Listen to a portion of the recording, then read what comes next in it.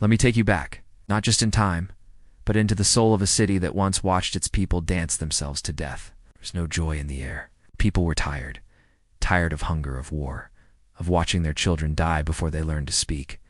The soil had dried, the bread had shrunk, churches were full. But hope was empty. A quiet woman, the kind who'd pass you on the street without a glance. But that day, something inside her, broke loose. It was the summer of 1518. The streets of Strasbourg were dry and cracked under the weight of the sun. No festival was underway, just a still, tense city, and one woman swaying silently under the sun. That's when she stepped into the street. A merchant laughed nervously, but the woman didn't stop. Her arms flailed, her feet stumbled, but her eyes were hollow, like something else had taken over. No one knew her well. Some say her name was Frau Troffea, the wife of a man who worked with metal. She walked out barefoot, not crying, not screaming, but dancing. No music played. At first, people thought it was a joke. Maybe she was mocking the priests. Maybe she had lost her mind. A neighbor crossed herself. She danced through the dust, through the stones, through the heat. 6 hours passed. She danced past crying children, confused elders, angry husbands. She danced while her feet bled. People begged her to stop. They offered water, a place to rest. But she didn't even see them. It was as if her body was no longer hers. Because when one person slips into madness, it's tragedy. But when more join, it becomes something darker. You could see it in their sweat-drenched clothes and shaking limbs. They didn't want to dance. But they had no choice. By the time night fell, she had collapsed twice, only to rise again. The next morning, they found her in the same street, not gracefully. No, this wasn't art, it was torment.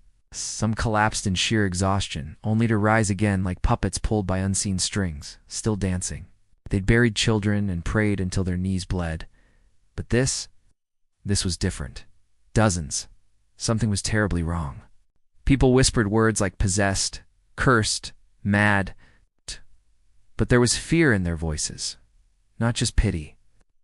A priest fainted, watching a woman whirl until she collapsed and vomited blood on the street. And that's exactly what happened. 50 souls, bound together not by choice, but by something darker, something ancient maybe, or something so human, so internal that even now we can't explain it. By the end of that week, dozens had joined her. One by one, as if called by some invisible music only they could hear, people began to move. Bodies flinging wildly, arms jerking, faces twisted in pain. Others said it was divine punishment. That God had turned away from Strasbourg, and now the saints were punishing its people through the heat, through the prayers and the screams and the silence. This was not joy, this was horror. Some clutched their chests while their feet kept moving. Some wept openly, even while they twirled.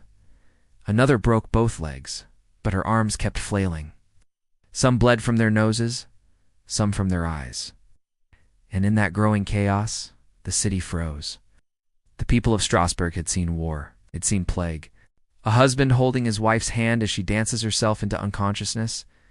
A city of whispers and weeping, while bodies fall like leaves and still rise again. This was something no one understood. "Duh!" a mother screamed as her teenage son joined the dancers, tears running down his face as his limbs betrayed him. There were no demons to cast out, no sins to confess, no cure to swallow. There was only the dancing, but with silence. Because sometimes the past is too terrifying to speak of. It infected the city like a shadow, creeping into homes, whispers, and nightmares. By the second week, nearly 50 people had been overtaken, and still no one knew what to do. The city council gathered in fear. Some thought it was a disease of the blood, too much heat in the body, a humor imbalance they called it. But how do you cure a curse no one understands? Here's what chills me the most. They say one dancer fell face first onto the cobblestone, his feet still twitching. Ow. And yet they danced. They danced through the pain. They danced when the music wasn't playing because there never was music. Only the sound of bare skin slapping stone, of bones cracking beneath the rhythm, breathless gasps and desperate wordless cries. Strasbourg had become a theater of torment. And the dancers were both performers, and prisoners. And it had only just begun. Because soon, the city would make a decision. A terrible, well-intentioned decision that would send even more people into this madness. But I'll get to that. For now, picture this. A mother watching her daughter's body twist uncontrollably. This was no celebration. This was a plague. Plague without sores, without fever, without smell, but just as deadly. And history would remember it not with monuments or parades, but not today. Today, I'm telling you, because this really happened. And it may have started with one woman, but it didn't end there. Imagine waking up one morning and finding your street turned into a stage of silent horror. Neighbors spinning uncontrollably, friends collapsing from exhaustion, children frozen in fear. That was Strasbourg in the summer of 1518. What began as one woman's strange compulsion had, by the second week, turned into an epidemic of madness. Not madness like shouting or raving, but a darker kind. Physical madness, a body in revolt against the mind.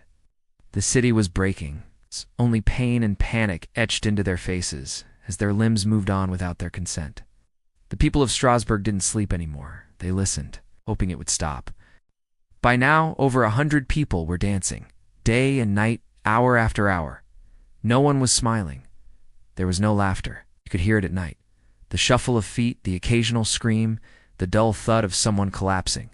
It didn't, but to humiliate them, exhaust them, break them piece by piece. Some witnesses said it felt like the devil had laid a hand on the town. Not to kill them outright. The worst part? No one knew how to stop it. But this was 1518. They had no x-rays, no psychology, no real medicine, only theories and bloodletting. Doctors were called in, the best the city could afford. Their diagnosis? The body was overheated. The solution? Let them dance. Yes, that was their prescription. Let the humors flow, they said. Don't interfere. Build them a place to release it. And so, the city council, in all their well-meaning ignorance, built a wooden stage in the town square, a real elevated platform, for the dancers. A man broke 2 fingers falling. They bent backwards, but he still kept spinning. It was like an infection of the spirit, not the body. Maybe the chaos just needed to be given space. At first out of curiosity, then horror, then fear. They even brought in musicians. Drummers, flute players, violinists. The thinking was, if this was some kind of spiritual fever, maybe rhythm would guide it out. Many were barefoot now, their shoes worn through, their feet blistered, bloodied, shredded. But they were wrong. They were so terribly wrong. But their legs wouldn't let them stay down. They were lifted again, flung into the rhythm, because as soon as the drums began to beat, something in the dancers snapped. They weren't dancing with the music, they were being driven by it. Like the sound pulled their strings even tighter. Their movements grew more frantic. Their bodies jerked like they were being electrocuted. Another said his dead wife's voice was singing to him from the rooftops. A woman claimed her feet were burning. But when she looked down, they were just her own, bruised and battered. A girl not older than 14 danced until she collapsed, foam at her mouth. And now, more people were joining.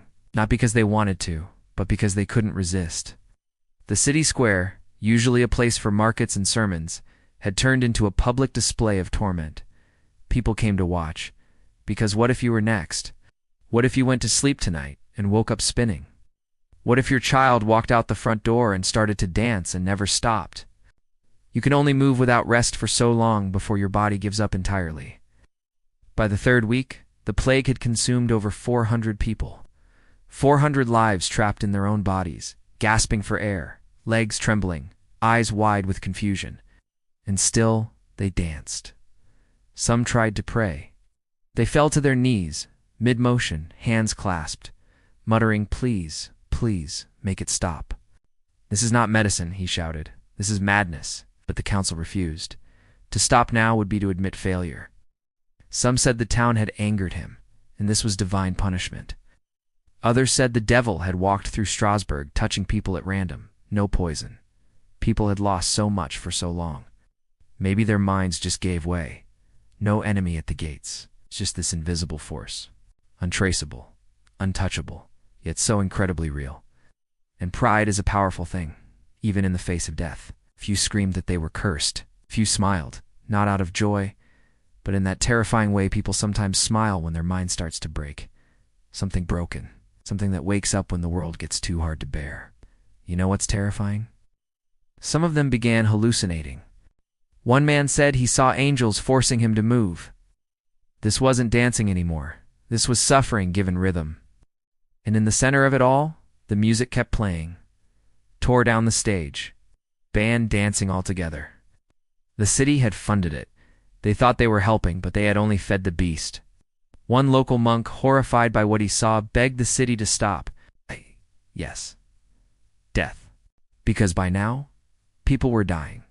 Some fell and never rose. Their hearts gave out, their muscles failed, their lungs just stopped working, and there were no funerals, no time to grieve. Every day brought more dancers. Every night brought more collapse. It was like watching your city vanish in slow motion. Not in flames, but in a kind of invisible fire. And the worst thing, there was still no explanation, no plague. The people began whispering of St. Vitus, the patron saint of dancers. And yet others said, maybe it was something inside us, something ancient, because Strasbourg was starving before the plague. Disease had roamed its streets. Children were dying. Faith was crumbling. Maybe the dancing wasn't the illness. Maybe it was the symptom. A scream the body made when the mouth couldn't form words. By the end of the month, the council finally began to understand the mistake they had made. They stopped the music. But it was too late for many. And as they looked out over the city square, empty now, except for bloodstains and shattered shoes, they realized they hadn't defeated anything. It just survived it. The plague would end. The dancing would stop. But Strasbourg would never forget what it had seen, and the silence that followed was almost more terrifying than the screams. The dancing stopped. Just like that. It ended. One by one, the bodies fell still. Some collapsed into the arms of their families. Others dropped where they stood, broken and breathless. No more twirling feet. No more music. Only the wind brushing through the empty square and the faint scent of sweat, blood, and fear. Strasbourg stood silent. And perhaps that silence was the most chilling part of all. Because in that silence lived a question that no one, not priests, not doctors, not even historians, centuries later, could answer. Why did it happen? What made ordinary people, mothers, farmers, young men, even children, start dancing against their will? It's happened before and since. But never quite like this. For hours, days, and weeks, what force made their bodies betray them? Let's talk about the theories. Some believe it was mass hysteria. It's also known as mass psychogenic illness, a strange psychological phenomenon where large groups of people begin showing the same physical symptoms without any biological cause. Famine had struck. Disease had taken children from their cradles. Religion was in conflict. The old Catholic order was being questioned. People were frightened, starving, spiritually lost. You have to remember Strasbourg in 1518 was on the edge. So maybe this plague, this wasn't a sickness of the body at all. As if the weight of the world became so unbearable that the human mind fractured under pressure, and the body took over. Maybe it was a cry from the soul. Imagine being so crushed by despair that your own body begins to scream for you, not in words but in motion, in agony, in surrender. Some historians believe that dancing was a kind of trauma release, a citywide nervous breakdown, acted out through movement. It makes you think, doesn't it?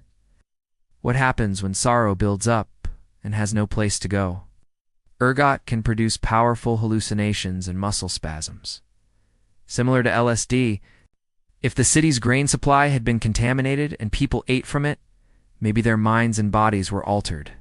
When fear becomes too heavy to carry, when faith no longer comforts and pain has no voice, maybe the people of Strasbourg didn't dance because they were cursed. Maybe they danced because they were human and too broken to stay still.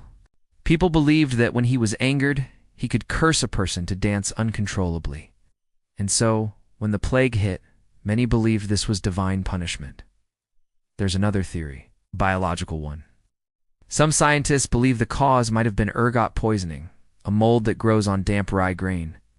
But even that doesn't fully explain what happened. Hallucinations don't usually create the same exact behavior across hundreds of people. They certainly don't last for weeks on end in synchronized agony. Besides, if it was poisoning, why did it stop so suddenly? No, there was something else, something deeper. Some say it was St. Vitus.